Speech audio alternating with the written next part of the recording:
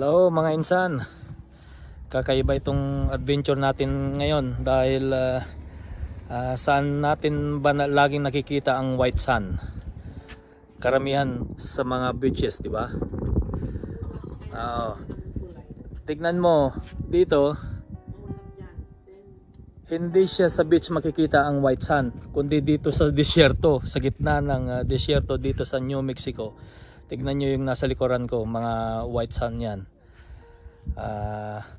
Napakaluwang. Mamaya ituturo ko kayo at luluto lang kami ng kakainin namin dahil dito na kami mag-picnic. Inabutan na kami ng anong oras na ba? Tatanghali na. So dito kami, solo namin itong isang malaking shed na to.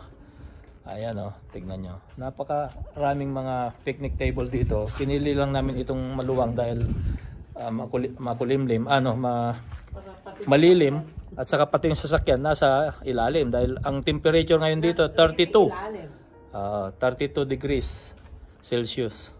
Ayan napakaganda, di ba? Tignan niyo yung mga may picnic table na yan.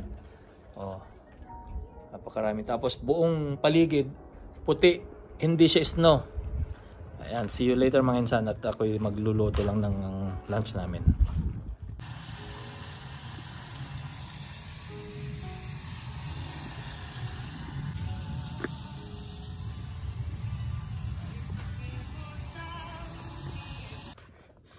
Ayan, tapos na kaming mag-lunch mga insan.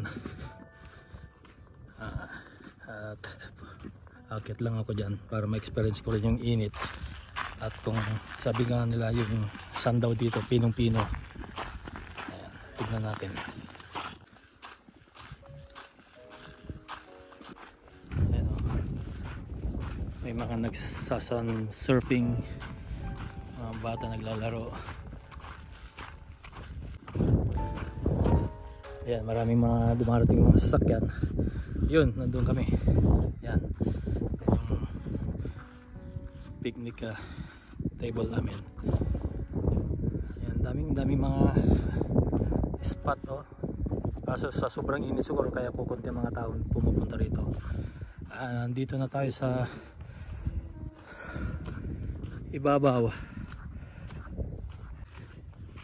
Ayan, pinong-pino nga, sobrang pino yung buhangin mga insan, napaka-pino.